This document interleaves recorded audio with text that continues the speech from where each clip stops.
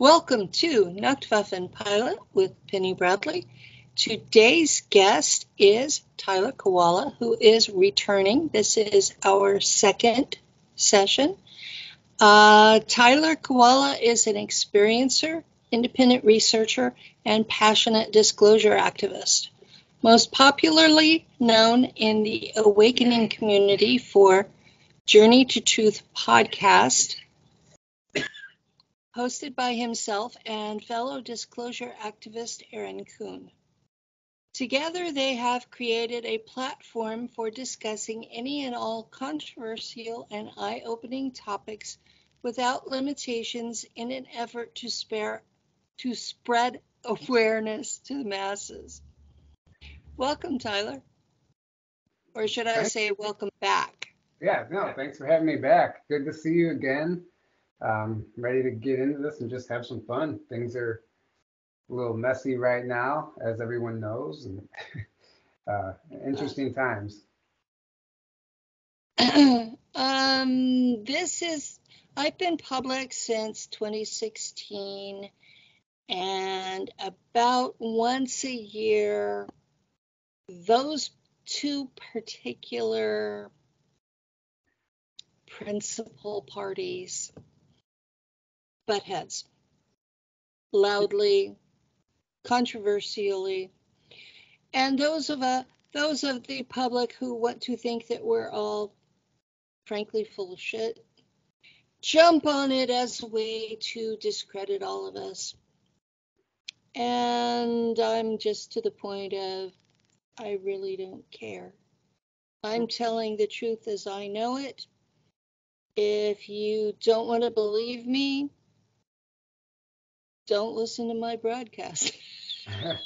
Right. Well, the thing is, obviously, in a nutshell, you play stupid games, you win stupid prizes, and we're seeing that play out right now. Whether what's being said is true or not, it doesn't even matter because look at the effect it's having. Now we're having these narratives immediately. People are running, they're throwing the baby out with the bathwater, and they're running with this narrative that the whole SSP never existed, it's fake, especially the people who dislike this individual.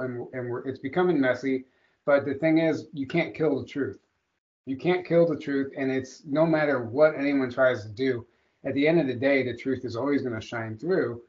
So there's really actually nothing to worry about. It's just going to look a little messy for a while, and it confuses people. But that's why we have to keep doing what we're doing and just stay authentic to ourselves and live in integrity, and don't really get involved in all that stuff, and just keep moving forward, keep trucking forward. If the person at the heart of this controversy were actually the person who first brought up secret space program, then I could maybe see what their issue was. But he wasn't. Bill Cooper is who actually coined the term before the internet was even a thing. And Bill Cooper was a whistleblower from Navy intelligence. And then there was Michael Ralph, who has had a website. He's now deceased, but his widow runs it still. And he went through the work of using muscle testing to find out why he was so traumatized. Mm-hmm. And so his testimony is there for free on his website. In fact, the widow has accused that particular person of plagiarism the entire time he's been public. And I know for a fact that James Rink was public with a website and books long before this other person came up. The entire super soldier community was up and active and yeah, infighting long before this man even thought about coming public. So the fact that they're using him to discredit the rest of us is just kind of sounds horseshit. It's horseshit. To Well, me, it's these two men are throwing horse shit at each other and seeing where it'll stick. And I'm tired of being stuck with overspray. right. And that's why we're always, we just stay in our own lane with the podcast. We don't get Mhm. involved in all the stuff. We don't get in the middle of it at any time in the past where we have. It sucks you so far off your path and it's detrimental to your mental state, your health, your energy. So we don't even feed it. And it's actually comical when you stand back and look at all of it and watch how immature the reactions are. And it's something that doesn't align with where I'm trying to go personally. So I'm not even gonna, I don't even like hashing on it too much, even here, because it's good to discuss and people need to be aware of what's going on. But you give it too much energy, you're just allowing yourself to get siphoned into that narrative, which at this point, that's exactly what it is. And there's so many more important things to be discussing, like the truth of what these people are experiencing, like yourself Mhm. and whoever else is coming forward right now. Well, I think we had done three of your stories last time, Yeah, I and think something like and we had agreed ahead of time because of your schedule that this session would run an hour and a half. So we need to start in that. No, that's deep fine. Yeah, dive. that's fine. It was at the end of the interview last time. There was a few things I had remembered that I forgot to say or whatever. And there's It's other okay. and there's another entire thing that happened in my life, which is actually really fascinating and interesting. Looking in hindsight, at the time when it happened, I didn't really understand it, but I'm going to go all the way back to elementary school.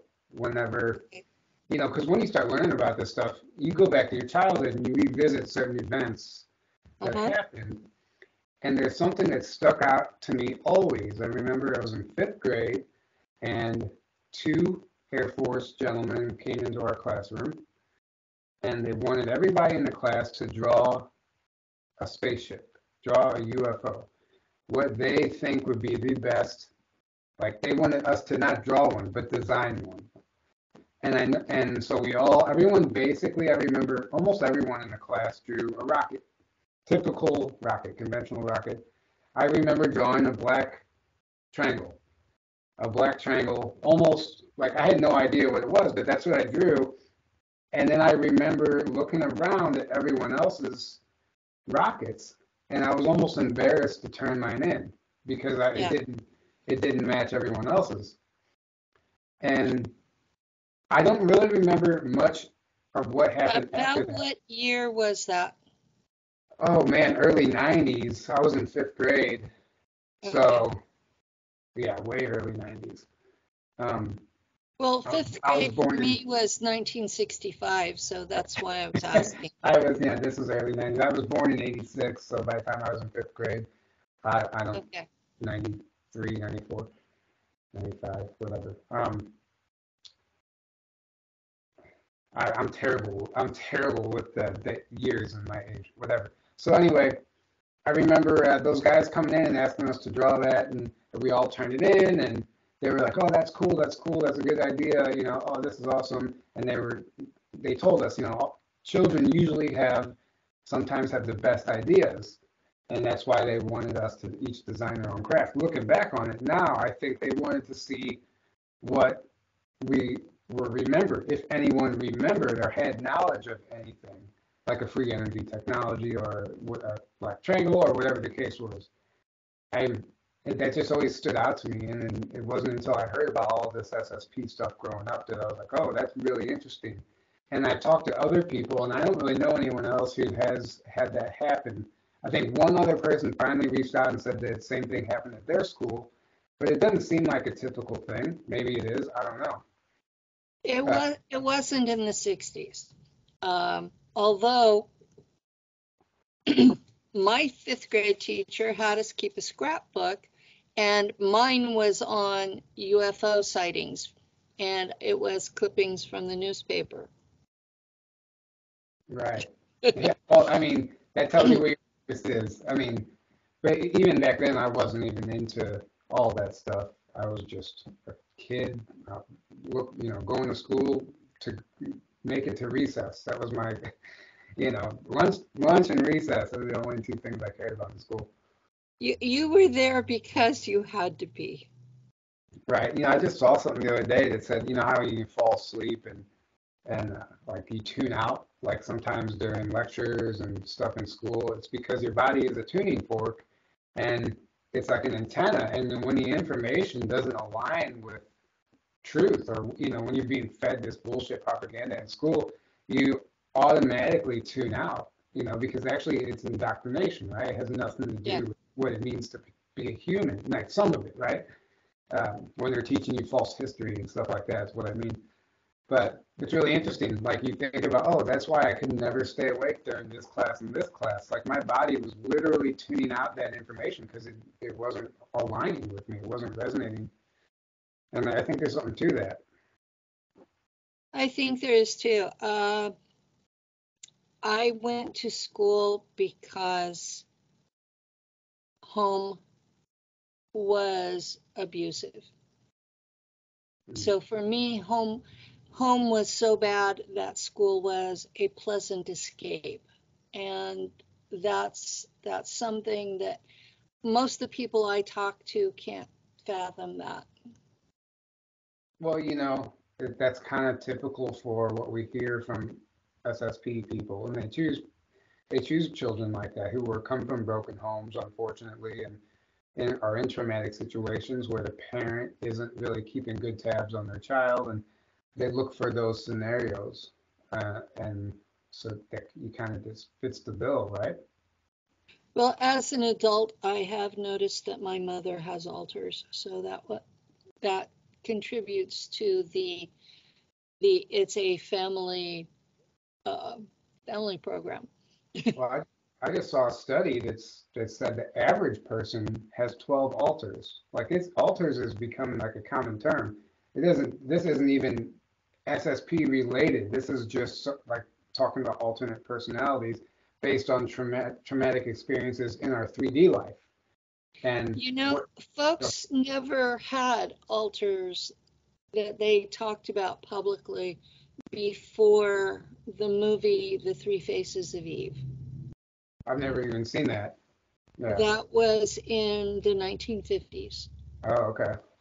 You know, So, I just yeah, watched. this is a new phenomenon that's happened during my lifetime. And at the same time, you have all of these programs that are being inflicted on the population. And Right. so, yeah, people are going to start having different things happen. Yeah, and I just watched this documentary called The Montauk Chronicles.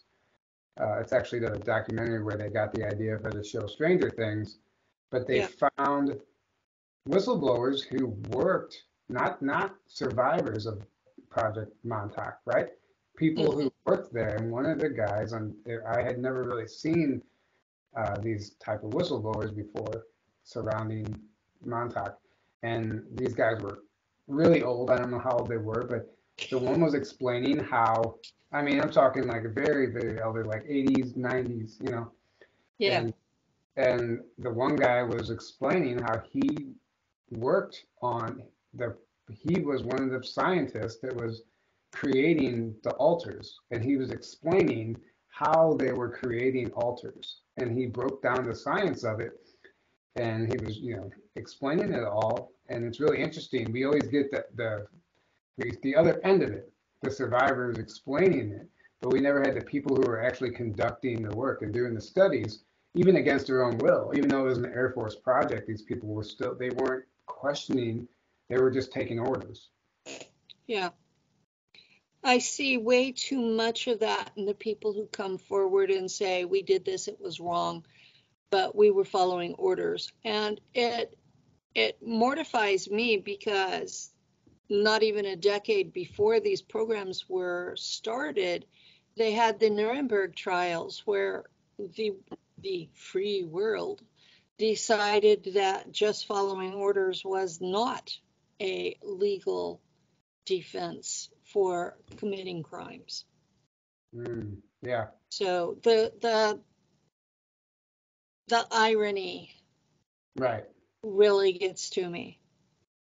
Right. I mean, that's an entire topic of discussion in itself. Yeah. Is these people who are in these positions, taking orders, afraid to lose their rank or stand up against what they believe or stand up for what they believe in, Yeah. because of what might happen to them, their Well, families, a lot of them were killed. A lot Right. of them, their families were killed. If you look back through American history since World War II and some before that, any time that you stood up to the government, or as we used to call it, the man, uh, you were at risk for you and your family being killed. Right. And this is something that a lot of people are not realizing, that to stand up. I'm only public because they were shooting at me. It was my intention to basically do like Misha Johnston does and just have counseling services. Right. I wasn't going to be a public speaker. This was something that was thrust upon me in order to survive. So, yeah, I understand people doing things they really didn't want to in order to survive. hmm Yeah, it's all part of it. It's part of it. And, fast forward into the story I didn't get to tell last time was before I ever went through any sort of awakening or anything, this guy I used to work with, we used to carpool together. He's a little bit older than me, about 10 years older than me, probably. We used to carpool together. We were friends, we would bullshit, take break, whatever. It's a work buddy. I was in construction.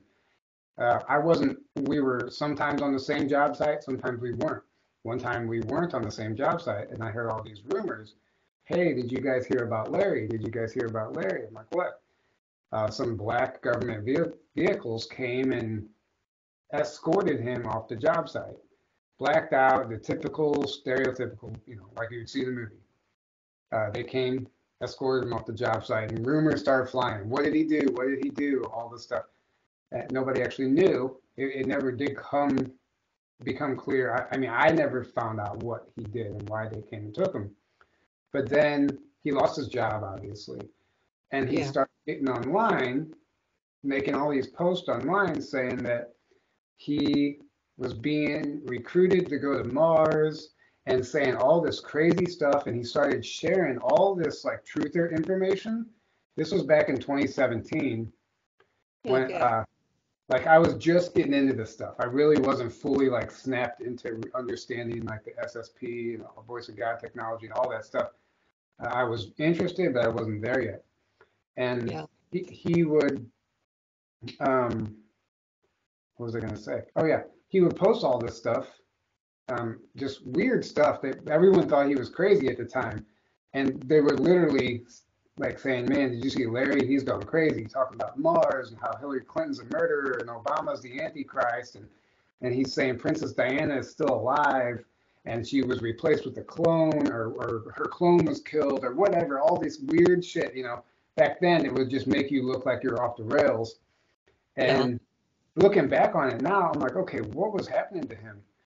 So all that was going on. Everyone was just talking trash on him at work. One morning, I just decided to get up and take my dog to walk in this park that I never go to. It's actually an old abandoned military base near my house.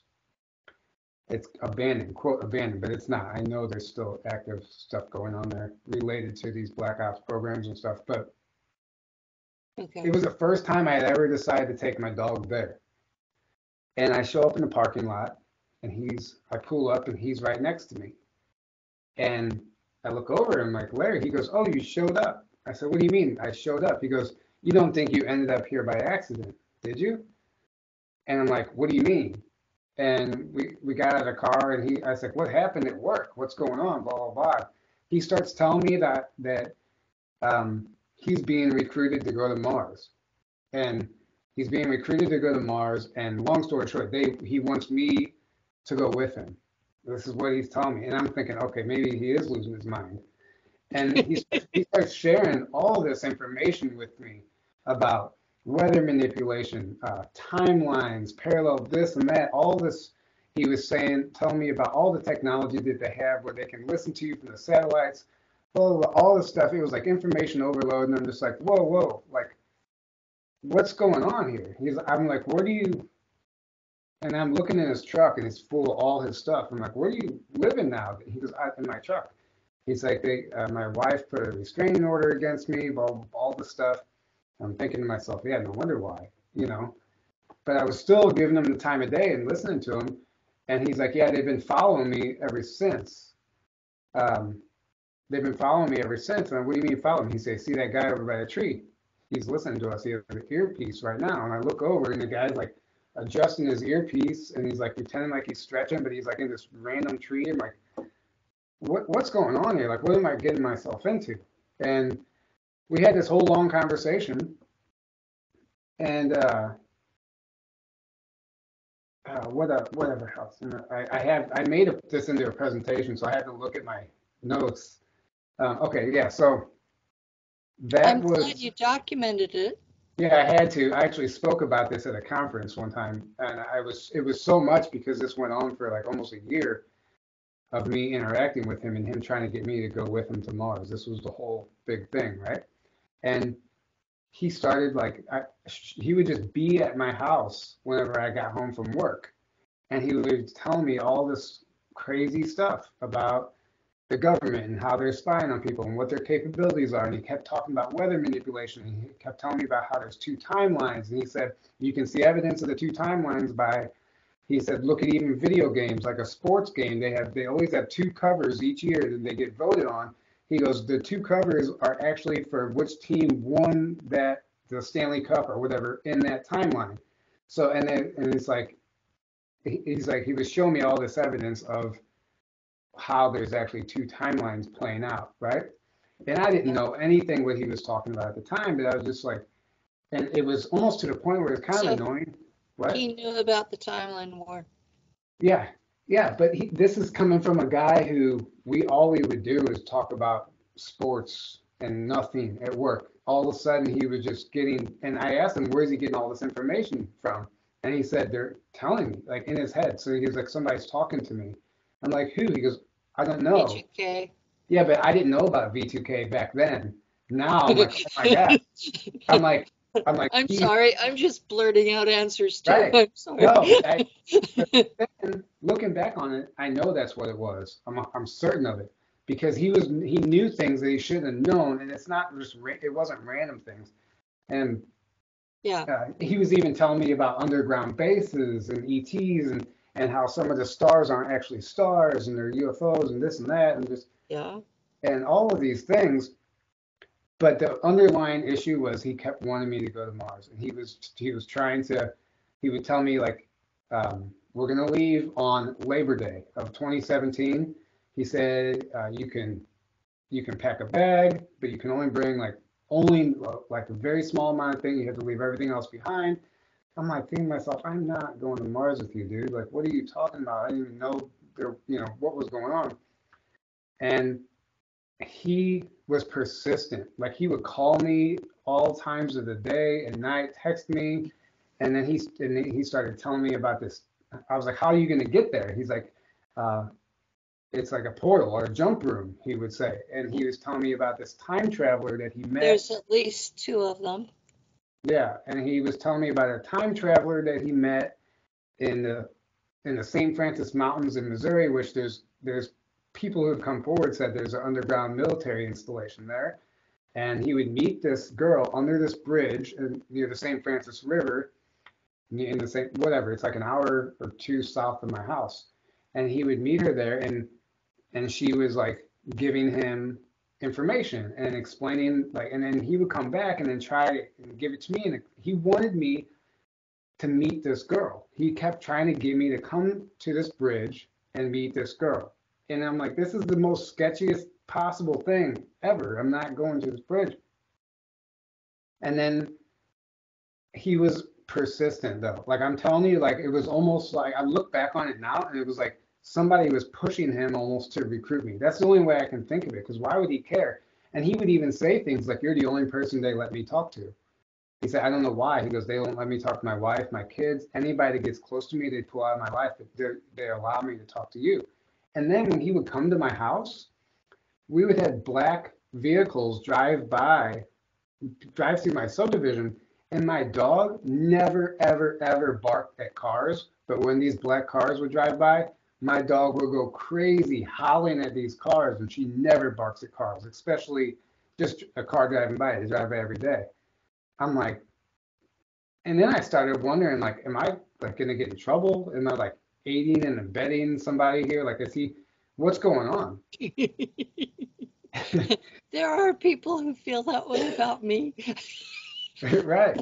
My neighbors don't want to talk to me.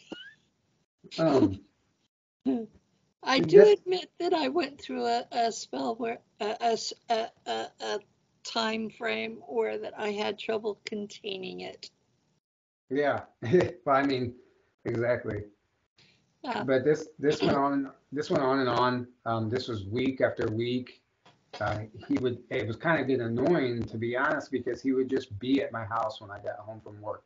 And then he would just, but at the same time, he was giving me all this like information overload. But I was so fascinated by it. And I felt really bad because everyone else in his life had just wrote him off. And I was like giving him the time of day. And some of the stuff was like I wasn't ready for that information, but now looking back, I'm like, oh my God, like everything he was saying is real stuff that I just didn't Yeah. understand at the time. Yeah. Everything.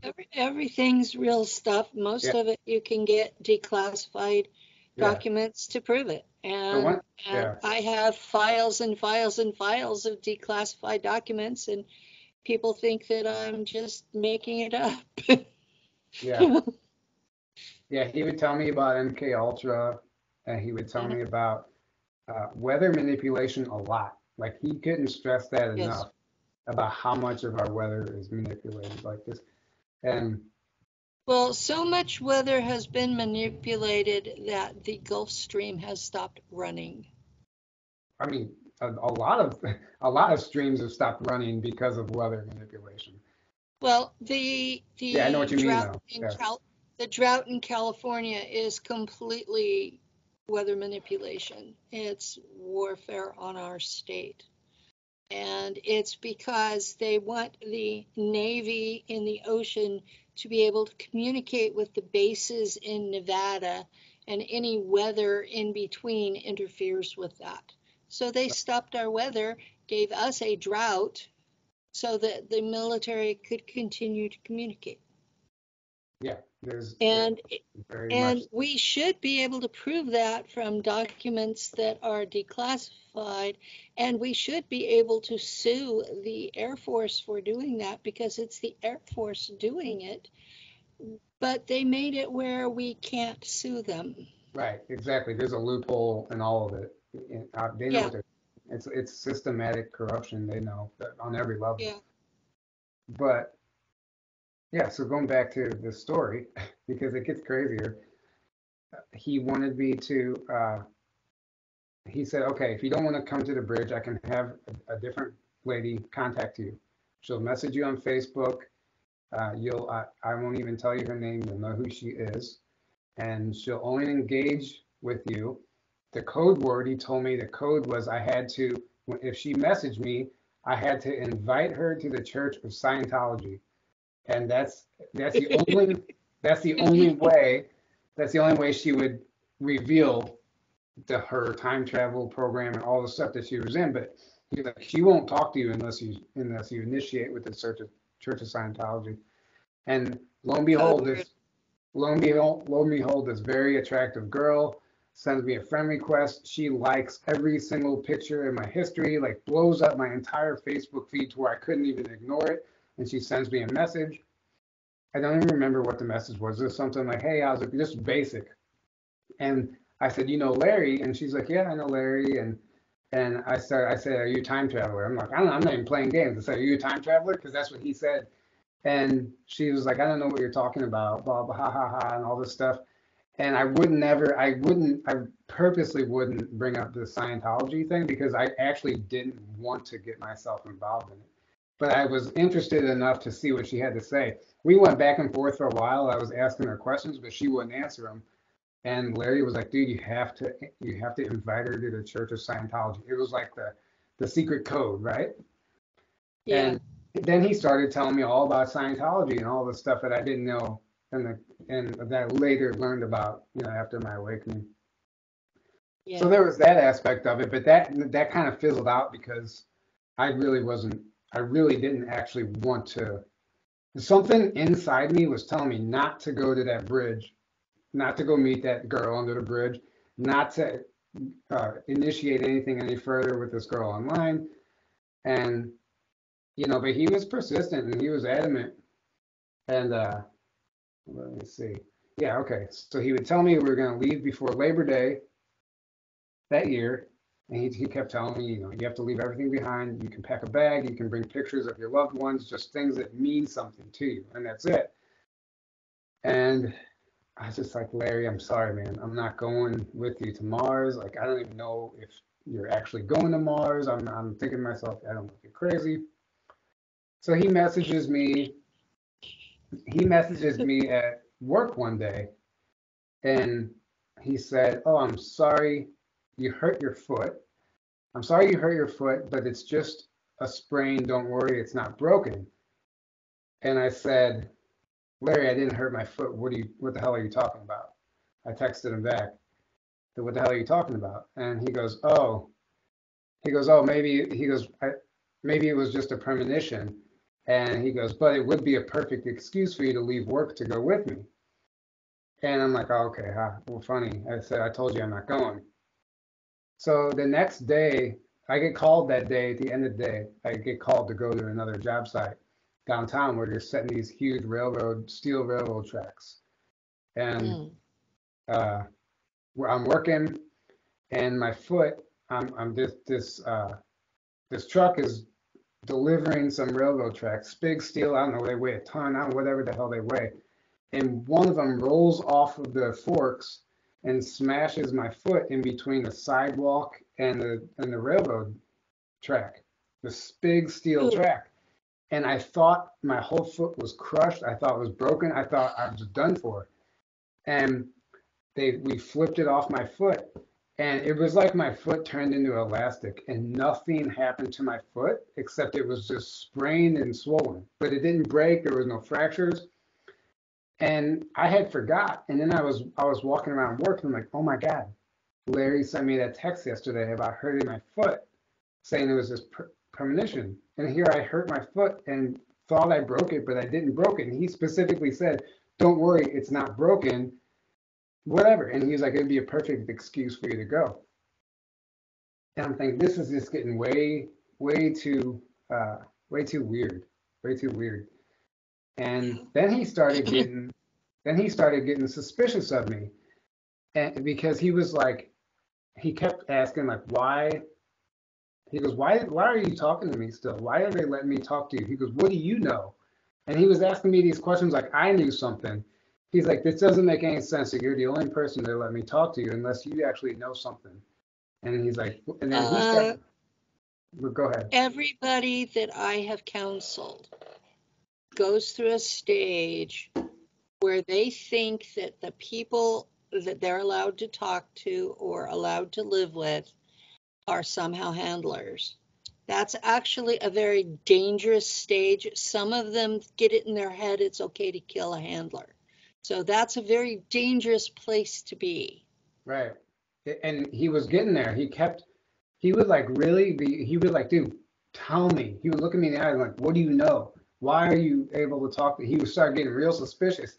And all I could do is laugh because I'm like, dude, I'm wondering the same thing about you. Like, I'm wondering the exact same thing about you. I don't even know what's going on here. And you're lucky I'm even entertaining this long because everyone else in his life had literally written him off. And he was willingly living homeless out of his truck. He had money. And it was just this really weird thing. So he was always, we went back and forth as far as that goes. And one day I came home from work. I'm skipping through a lot of this, being that it's a way long story, but I came home from work one day and my dog was outside. And but my dog, no one that lives at my house, no one, my dog would have to be let out, and she was out back. But my front door was locked. There was no cars home, and I got home and I opened up the front door, and Larry is sleeping on my couch. I'm like, dude, what the fuck are you doing in my house? Sorry for my language. I'm like, dude, what are you doing in my house, sleeping on my couch? I was so mad. I was like, you are so lucky I know you, or I would call the police right now. I was like, you can't just let yourself in here. I'm like, where? How did you get here? Where's your truck? And he's like, oh, my truck is at Best Buy. I walked here uh, because they're following me, and he was trying to hide from them. I'm like, oh, well, thanks for using my house. Like they already don't know that you come here anyway. And you know, They and know everything. exactly. But like he somehow thought he was fooling them by parking his truck and walking to my house, and he's like, oh, by the way, I took a shower and well, this and that. I'm like, okay. Uh, So and you don't stink in my house, okay? right. I'm sorry. No, it's fine. I was It's all this stuff for me is very familiar. I have friends who are very much like this. And my partner Lou just sort of looks. I mean, I remember telling the story at the time to some of my friends, and they were like, "Oh, it was totally like eyes glued, like what? Like this was crazy." And there's even details about it I probably don't even remember, but just little details of conversations and things that would happen. Or like I would be talking about something with a friend, and he would call at the exact same time, like almost like he knew I was, and he would share some information that pertained to our conversation, almost like he knew. It was really weird. And anyway, he was on my couch. Like we got in this argument, and he was like, "Dude, just calm down." Like he goes, "I came here because I'm leaving, and this is your last chance to come with me." I said, "I'm not." He's like, "I'm not going with you." I said, "I'm not going with you, Larry. I'm sorry. Good luck and Mars." I'm just like, I still at this point didn't really actually believe it. And he's like, "Well, can you at least take me to my truck so I don't have to walk there?" And I said, "Yeah." And I'm taking him. He's like, "This is the last time you're ever gonna see me, by the way." And I'm thinking, okay, I'm sure he's gonna call me tomorrow, whatever.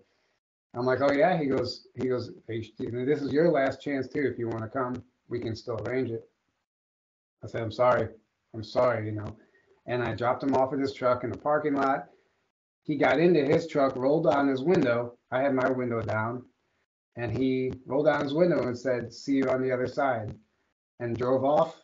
And that was in July of 2017, and never has he been heard from since. He's a missing person now.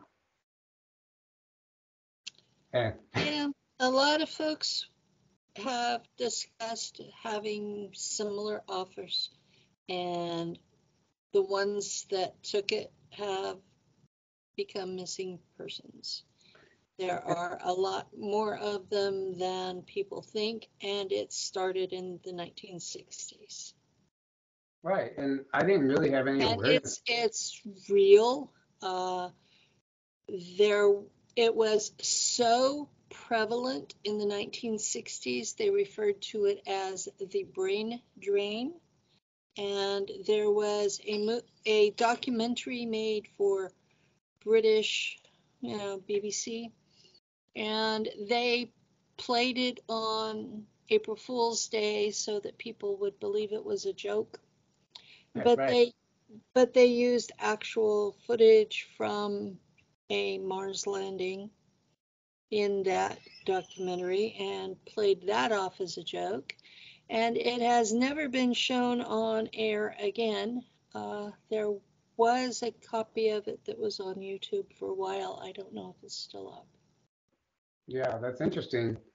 I And it was, downloaded it. I have a copy, yeah, I'd but like to see that. I'd like to see that. Um, I Another thing he would always one of his selling points is well one of the selling points they were using on him is they were telling him how great of a life he was going to have on Mars. He's like you're going to be like fit like a king. this and that. There's going to be women there if you want women. He would, they were using the women to really get him sucked in. And they made it sound to him like it was just way better than Earth and he could leave all of his problems behind. And that's kind of what he was trying to sell to me too. And I understand, like, no, this is just, that's their way of abducting you into a slavery program. That's the way what I see it as now. And it's really interesting. I've had two or three separate quote dreams where he's came and visited me and like astrally. And I'm like, one of them while I was working on the presentation, I was like, Larry, are you back? Did you go to Mars? I'm asking him all these questions. And he didn't say anything. He just looked at me and smiled. And then I woke up, And then on two other occasions, he showed up like that. And I don't know if it's just a dream or what's happening, but he would literally show up and he doesn't say anything when I ask him questions. He just smiles and then it ends. And it just always baffles me when that happens. And I always wonder, like, did he actually go to Mars? What happened to him? Is he in jail somewhere? Is he homeless somewhere? I don't know. I don't know. Yeah. But I look back on it now and I think about how crazy of a situation that actually was and why me? Like I'm like, of anyone he could have been talking to and trying to quote recruit, like why was it me? And if I did have some ties to some program or something, I have no idea. And I was totally unaware of it at the time, but there might have been some reason, some reason, unless they just saw me as an easy target because I was single.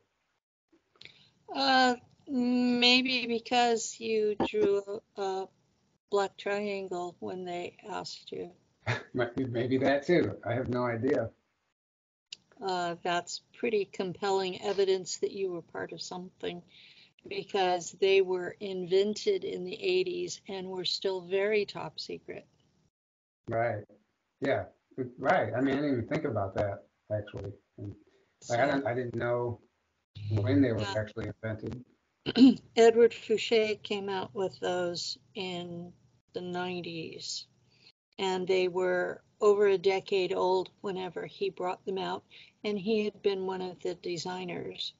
But that's what the triangle ships are, that people are freaking out in the UFO community because, oh, I saw a triangle ship. Well, the triangle ships are American. Ed Fouché told us that. Right. They're Well, I built in think Utah. right, and I told you on the last interview, like I finally saw one for the first time on March 2nd of this year. Cool. Fly over my house, like right over my house after that whole series of weird events happened, which Mm-hmm. it feels like lately, I swear, like I don't know if it's targeting or like it's like this weird recruitment thing. I swear, like there'll be like a Navy and an Army vehicle. Oh my God, so this happened. Well, I'll finish. There'll be like Navy, Army vehicles driving like next to me. All these weird recruitment things. I don't know. Just stuff put into my awareness, almost to like lure me in. And the next day after our interview, Yeah. last time, I went to this place where I ate lunch. I like to go eat lunch, and there was three Navy recruiters there, and female Navy recruiters sitting there. Female And Navy recruiters. Oh well, my. that's the whole sex magic thing. Of Yeah. course, a female is going to be more appealing, than just a guy coming up to you trying to recruit you. But they never said anything to me. I just thought it was really weird.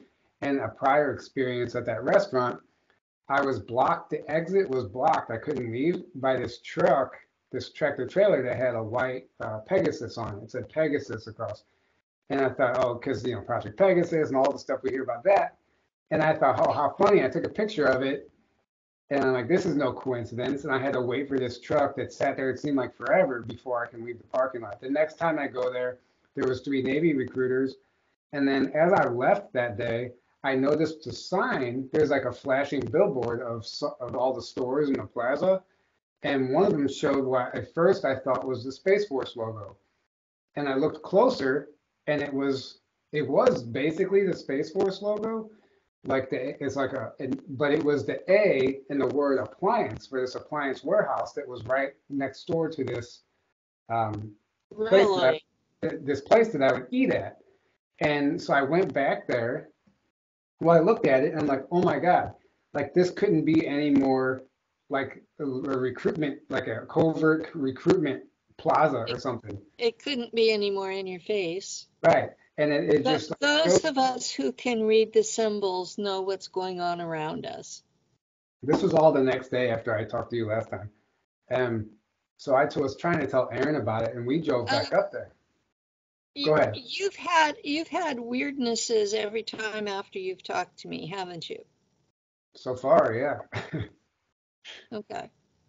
Um, I just wanted to make that clear for our audience. I deeply respect that this man still talks to me because he's had all kinds of crap happen every time we've interacted. I mean, yeah.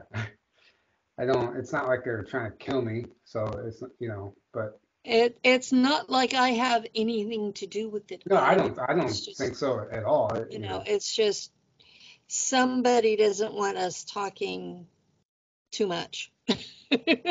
And right, so I actually was trying to tell Aaron about the logo from this Mhm. place.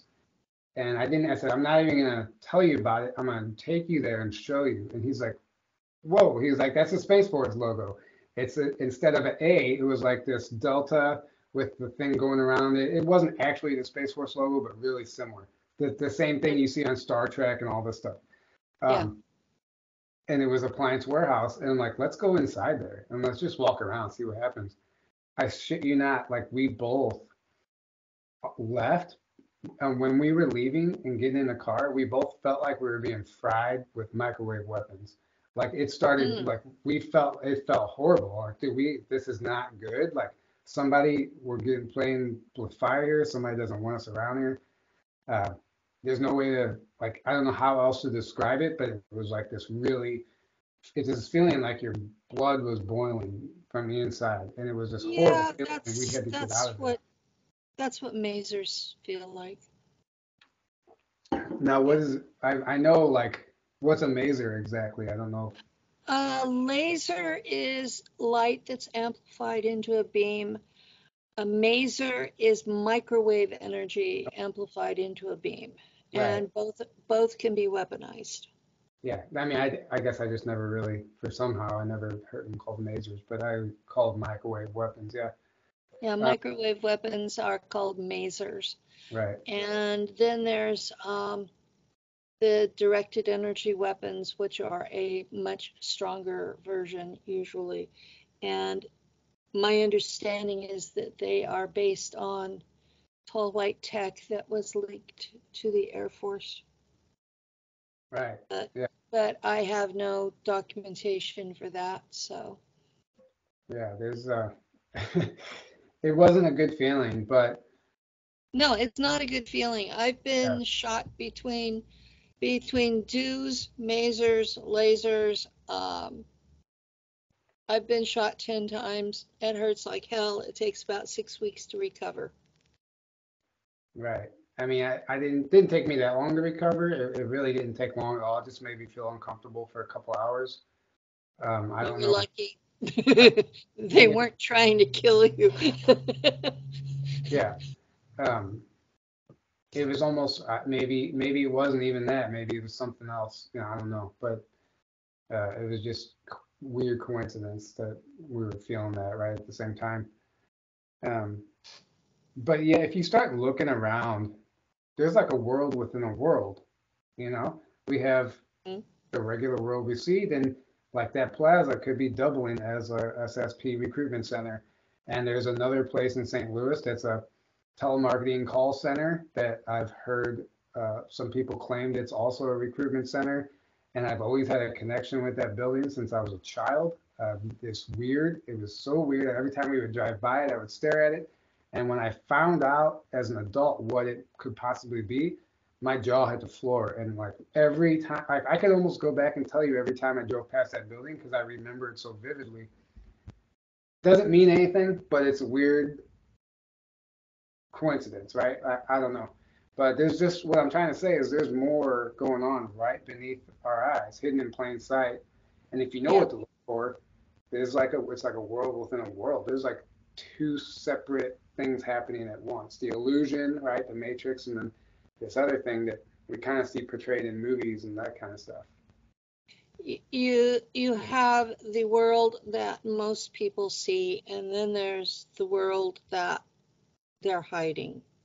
And if you can read it, you can see it. And then there's another level beyond that for the people who are actually running the show. Yeah. So Right. it's like being in the audience, being on stage, or being backstage. Mm-hmm. Yeah. I mean, I don't know what to make of all of it. I try not to, aside from talking about it on like this, I don't even actually like. I actually considered like canceling. I'm like, I don't even know if I should be talking about this stuff. And I was like, I'm already committed to it. I'll just do it. But I don't want to make it a habit of like going on every single show, telling the same story over and over. I don't want to do that actually. I Um, don't blame you. it, I was going to stop doing interviews entirely because everybody wanted me to do the intro over and over and over and over and over again. And I caught myself being really rude on some people's shows and just talking about what I wanted to talk about, no matter what they said, just talking through them. And I would listen to it and go, I was really a bitch there. well, hey, awareness is the first step, right? At least you acknowledged it. Yeah. And so I'm picky about whose show I go on. I don't get a lot of invitations these days, but it's because, as one of my guests put it to me before we were on air, the public wants to hear men, they don't want to hear women. Yeah, that's And not true at all. um, a producer once told me that I was too old and not pretty enough to be on his platform. Yeah, So don't listen to I'm that. just I'm just, it is what it is. I'm telling the truth as I know it, and I'm on But my own podcast, and if people want to hear me, they know where I am. yeah, you don't want to be on somebody's show who has that mentality anyway. I mean, No, I yeah, don't. yeah, so don't even let it bother you. That's their own deal. So, Yeah. that's where it stands. And I've been public since 2016, and it feels like I'm bashing my head against a wall. And some people are listening and some people aren't. And I've noticed when I put up a new video that the first 2 weeks or so, I get all of these people who are gushing. And then after that, I get the ones that want to nitpick me apart. And I'm getting to where I just click like and then delete the ones that are the nastiest. Right. I mean, sometimes I get to the point where just don't even read the comments. It's not like you're always going to have those people. You're always going to have people who don't agree with you, who say evil things, ignorant Mm-hmm. things they would never say to you to your face, but they hide behind their keyboard, and it's easy. And Yeah. that's the problem with what's going on now. People have the balls to say things through the keyboard online, but they would never say that to you to your face. They're hiding behind a screen name and an avatar, and those people, don't even let them. It's just a stranger. Like, don't let them. Don't give them your energy. Don't give them the time of day. It doesn't matter what they think about you. It really doesn't. Let them think what they want, because if you're true to yourself and you're living in integrity and telling your story as the truth, like, it doesn't matter what they say, because the truth will always win. So I wouldn't worry about that. The truth wins eventually. Um, But but it's we've got a topic that is so out there. When you start talking about friends inviting you to go to Mars, that's really very mild in this community. Yeah, but it is mild, I guess it is, but at the same time, it's like For someone who's coming from the audience to the stage, it's very shocking. yeah, yeah, So for you, it was a very shocking experience because you had not encountered any of that before. right, And exactly, and now you're on the stage and looking back on it, and you remember being shocked. yeah. Well, But I just remember, anything he said, was it actually shocking in retrospect? no, none of it, like absolutely none of it. And it was funny because he would at the time uh, before he disappeared, he would make these weird Facebook posts like he would sell or he would share the song Metallica, I Disappear. And he would say things like, I'm ready for Mars, I can't wait. Like they're just weird things are and just like I don't know what was going on. He knew, he was convinced he was going, and he's been missing since then, so whatever happened, I don't know. But yeah, I Disappear, Metallica. He said, oh, time to get to Mars. June 11th, he said, 2017, he said that. I can't wait to get off this rock. I'm ready for Mars. Uh, this weird I've thing. got a lot of I've got a lot of Facebook friends who think that it's better on Mars. My memories of Mars were all military, so Right. I have no idea what the civilian life there is like. Yeah, I mean, I would imagine it's great. I don't know. I've heard that everyone on Mars believes Earth was destroyed, and there's this whole narrative. I couldn't tell you if There, that's true or not, but there was that narrative when I was there, but I left in 1990, so I right. don't know what the current narrative is. Hey, who Uh, knows? Um, but yeah, um, as far as Mars was very different for me. I was in a plane, so I was usually flying above it and not so much concerned about what was the culture there so much as being one with the plane and feeling free mhm. out there. And yeah, I had my jobs to do, but it was like I was free. And the only time I was free, the whole time I served with any of the programs, was being in a plane flying over Mars. And I grew up there first, which most people don't understand that. That means the German cultural norms that I grew up with on Mars are what's most ingrained in me. So I have trouble fitting into American society. Yeah, it's understandable. Yeah, I mean, it's anytime you leave what's like you said, ingrained in you or your roots as you know them, and you go to a foreign country, it is. You don't feel like you fit in, but that's totally natural. And I have days that German is a lot easier than English. Mm. And I'm looking at this and going, that makes no sense unless I'm telling the straight up truth. So, you know, it is what it is. But yeah, I can understand how for a normie to be confronted with the truth about everything all at once, overlapped, that would be a bit much. Yeah, yeah, what I mean was, but at the time I didn't even really believe it either. I just took it all in, but I also didn't. I didn't not believe it. Like it was, I was giving it the time of day. I was like, it was all very interesting to me, so I listened to him, and I knew this guy, and I'm like, it wasn't just some crazy guy. I'm like, this is Larry. We carpooled together, we worked together. It wasn't just some random guy to me, and we were really good friends, and we laughed together and stuff. So I had to like respect that end of it, and I don't know, but it was a wild time in my life looking back. Uh, but There's there's a lot going on that most people have no clue about. The weather is controlled. V2K is a two-way street. They do read your mind while they're doing it. You have You have constant surveillance electronically, and it's not just through devices, it's also through the V2K. And they do keep a social score here, just like they do in China.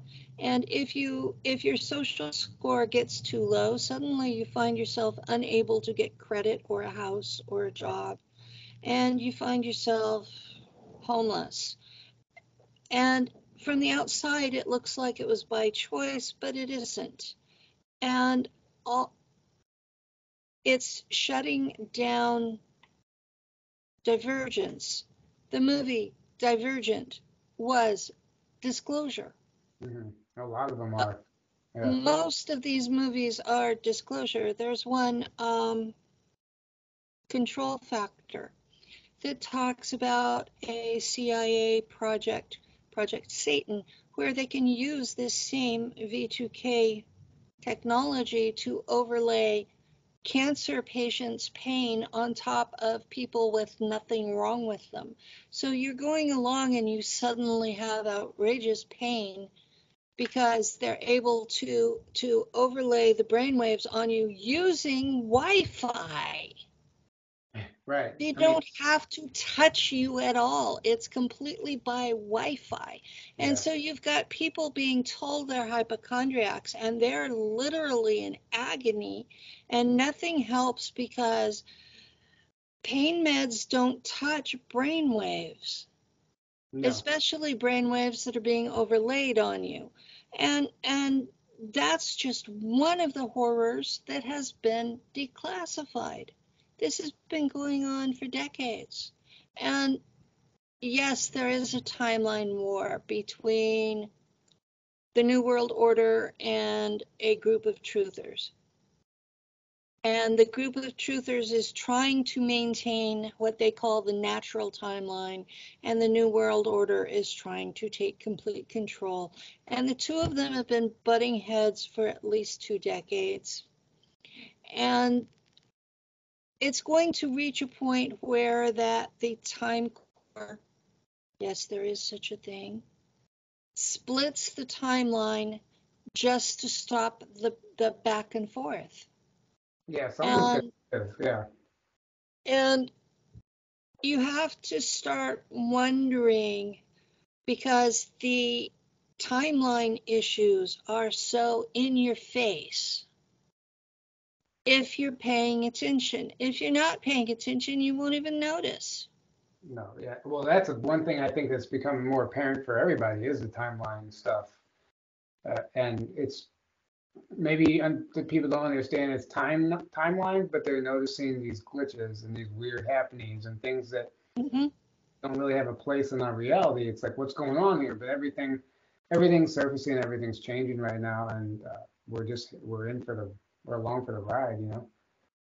Uh, And people like me, well, I'm noted for that I served in space with the Germans. But when I start talking about stuff that's happening on Earth, they freak out. It's like, how do you know about that? Well, I've been a truther, or what's today called a truther, since I was old enough to understand that JFK was assassinated as part of a coup d'etat. mm, right. And I was in junior high, which would have made it, what, about 1965, 68, that range. I've been a truther ever since. I've been one of the people that researched all this crap all this time, and I kept files. Yeah. Well, it's So good if you um, did. If you don't I keep files of it, I they was it's quiet. friends with Jim Mars before his death. This is the kind of people I have hung with. And my testimony about serving in space was on top of that foundation. Right. So, and I've shocked a lot of people because I'm not a political conservative. I Right. happen to believe that both parties are wings of the same bird of prey eating the people alive. Right. I They mean, do different evil things. Right. That's how it's been. That's why that whole political arena is just an illusion, or we call it the movie or the show or whatever. Yeah. And that's why we It's always tell people not to feed that because it is quite literally a distraction from everything. And they want yeah. you, they create these trigger events that get you to emotionally react to certain situations. And they want you, even stuff in the alternative media, it happens all over the place. Like this Oh whole yeah. thing with Alex Jones now being charged $1 billion for spreading misinformation, they know that everyone that's going to infuriate everyone and get everybody triggered and mad and emotionally to react and everybody making videos about it and post about it. They know that it's a freaking typical playbook technique. It's so in your face and people take the bait every time. I mean, it's funny. They do. Every Yeah. time they take the bait, it's standard divide and conquer techniques. And when I'm teaching someone from the ground up, the first thing I make them do is read Edward Bernays' book, Propaganda. hmm I've never read that, but I understand But it. that you can get it for free on the internet. Right. I mean, come on. It's PDF City. You and it teaches you the techniques that are used to mind control the population through advertising. Yeah. And he was Sigmund Freud's nephew. hmm Yeah, So the whole advertisement manipulation thing is very real, very real. it's very real and it's gone on for a very long time. And I am actually surprised that they still let us read the book. I mean, they've tried to shut down everything from George Orwell. Yeah. So I had a copy of 1984 that was on my Kindle, and Amazon deleted it. They said it was incendiary. Hmm. Yeah. Yeah, But that's typical for, I mean, everything right now, the censorship is rampant. so censorship is rampant. If you have something that is out there and necessary, you need to start spreading it. Um, there are a lot of things available on PDF, on the internet. People need to go deeper than the last 10, 20 years. Yeah. That's part of the problem that I'm seeing with the alternate alternative media is they're only going back 10 years Well, or less. you have to If it's older understand, than 2 years, they don't want to hear it. But yet, all of the foundations for everything going on, they're a century or more older, and they have no depth. yeah, exactly. You have to understand the roots of it. If you don't understand the roots of it, it's not going to make sense to you. You're not Exactly. quite put it all the pieces together. You have to really step back and get like a galactic perspective sometimes too, and understand what's been happening from a higher level this whole time. And then you look around and you're like, okay, now it makes sense why things are the way they are. But if you don't have that knowledge or that background, at least somewhat, you're gonna be confused by what you're seeing on the world stage. Yeah. Yeah. And even in the disclosure movement, a lot of people are only looking back the last 5 to 10 years. They've completely forgotten that the disclosure movement started with the theosophists in the 1800s, that there were sightings of, for lack of a better term, spaceships in the late 1880s in the United States. Right. They're all over the newspapers of that era. I mean, you go all the way back to ancient times. Christopher Columbus has in his diary or his journal of seeing a Mm-hmm. UFO. I mean, they're everywhere. It's part of our history. It's literally. The Romans called them shields instead of saucers. And if you look at their shields, they're shaped like our saucers. Hmm. Yeah, there you go. So they go back to ancient times. So someone that's looking at the last 5 to 10 years isn't going to have any of that depth. And they're going to look at all of this like, oh, this is shocking. No, it's been part of our history as long as we've been here. Yeah, right, exactly. And so that's why some of the famous folk in our community are saying, well, they're no threat to us, or they would have killed us a long time ago because they've been here with us all along. I don't buy into that. I think some of them are a threat. I mean, it goes with everything. This duality and everything. Like it's just like Yes, and like oh, every human is a threat. No, there's good people, there's bad people, there's good groups and there's negative groups in all walks of life, no matter where you go. Um, exactly. And each human can be good one day and bad the next, and then back to good. Things yeah, happen, moods, exactly. illness, injuries, you know. Right. No, there's tons going on, especially with all the technology involved, like we were talking about. They can manipulate you into doing certain things, making you feel certain ways, even depressed, and whatever the case is.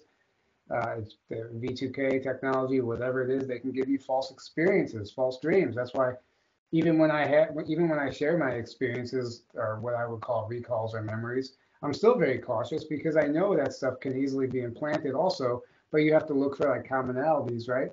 But Mhm. we have to consider all of that. You know, they can literally fly a drone above your house and pump in a false experience into your head while you're sleeping. You wake up and you think you visited this group of ETs or you did something when maybe you did, maybe you didn't. Like we can't just like when I share this stuff, especially like dream recalls or anything like that, or even sometimes it might be so real it feels like a real memory, and sometimes I think it is. But at the same time, like I actually don't know how to determine between the two because I just don't know. But Okay, what I do is I use self-hypnosis, and I go into a trance, usually with my partner with me because he's an Iroquois shaman. And I ask for the cover memory, for the curtains to be opened and show me what really happened. hmm yeah, Because my subconscious actually witnesses everything, but it doesn't filter. So if I open the curtains, then I'm not removing that cover memory. It's still there, but I'm seeing what's behind it, right, yeah, the screen memories, yeah, the screen memories. So this is how I come up with different stuff than most of the others, is because most of the others are accepting their screen memories as the full story, right. and it's not. Screen memories are there to make you think that you were a hero, make you think you were doing something good, to make it where you can live with whatever it was you really did. hmm yeah, So if you are experiencing going into these programs and you think you're a hero, you need to go deeper into those memories hmm because none of us are heroes. well, I mean, if you're taken without your consent or with or without, you know, even though you give your consent on some level, they still control you and you don't know exactly what you're signing up Well, for. I'm And not saying that I'm a monster, although some of the memories I have, I feel like a monster. right, But but at the same time, I know I was taken as a child. I know I was slave labor out there, but I was not doing good things. If I saved a child's life, that child still ended up a slave to the same program I was in. hmm So how is that a good thing? yeah, I mean, it's very deep. There's a lot of, it's very, So, yeah. yeah, there's a lot of depth to it that most people are just glossing over. Oh, yeah, I was in battle and we stomped their asses. I'm a hero. Yeah, Right. yeah, I stay away from those type of, when I listen to people share, some people like to glamorize everything and Yeah, glorify it as something like they're proud of. And they are because they've never gone deep enough to see what they did wrong. yeah, I mean, you never know. I mean, I can't speak on behalf of anyone, and I'm no one to tell them that they're wrong or right, or that it was a screen memory or not. That's not for me to figure out. That's up to the individual. So I'm not going to go out and point fingers and say this person's lying, this person's not, when I can't prove it, and I don't know. Yeah. So, but I'm sitting back and just watching, and that's my general rule of thumb. If you think that you're a hero, you need to go deeper into those memories. Mm. But yeah, I mean, if anything, any snippets that I've ever gotten, uh, well, you heard the last time, but they're just snippets. Like I wouldn't even know if I was a hero or not. It's just like it's like this little out of context memory, right? Yeah. And I don't know what to do with it or where it fits in. Like I had this experience, this recall, whatever, where I was undercover at a baseball stadium. I don't know which stadium, and we were up in one of the suites, and I was undercover, and Hillary Clinton was there, and they were planting a false flag.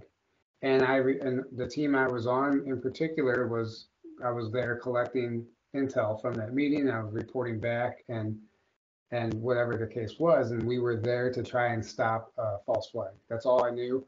And we had a team, and everybody was stationed throughout the stadium, and there were certain areas.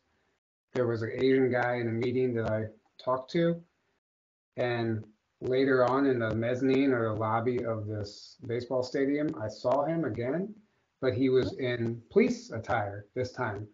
And I thought maybe he was an officer and he changed for the meeting and came back. And I was like, hey, I started talking to him, and he acted like he'd never seen me before. I'm like, dude, we just talked. What's going on? And he looked so confused. And then I look up and I see the guy that I was talking to in the meeting coming down the escalator.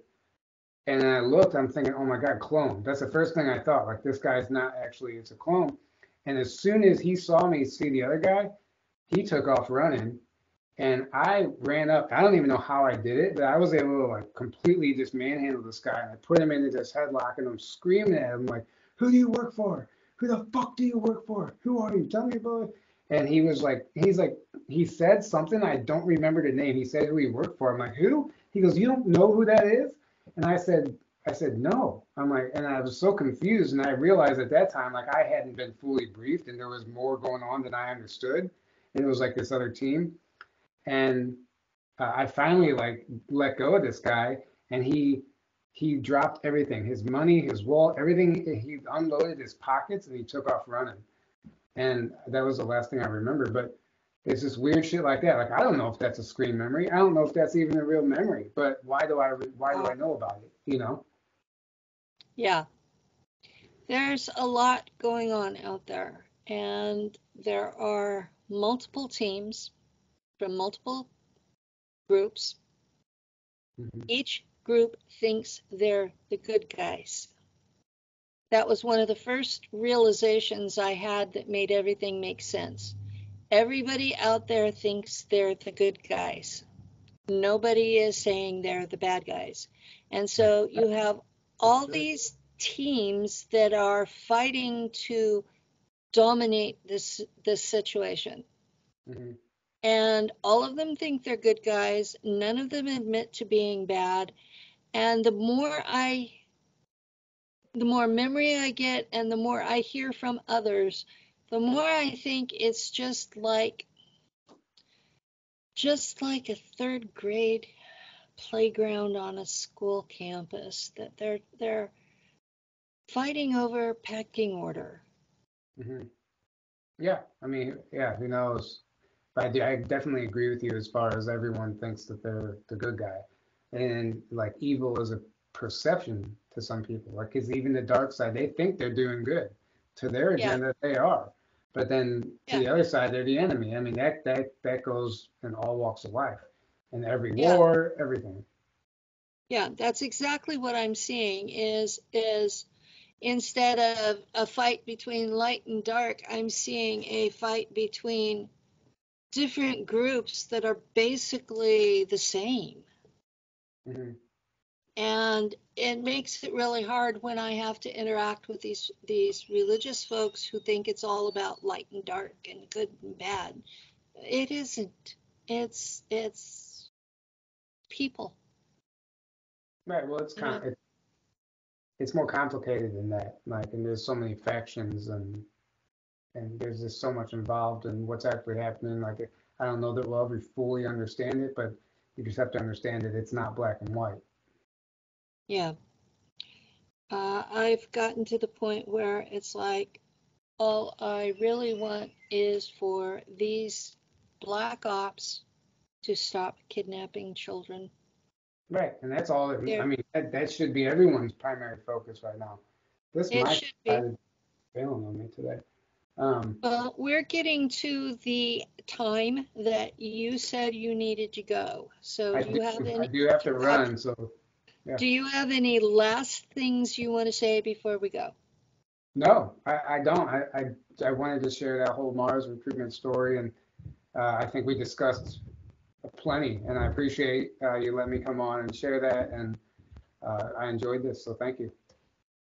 Thank you for coming, and thank you, audience, for listening.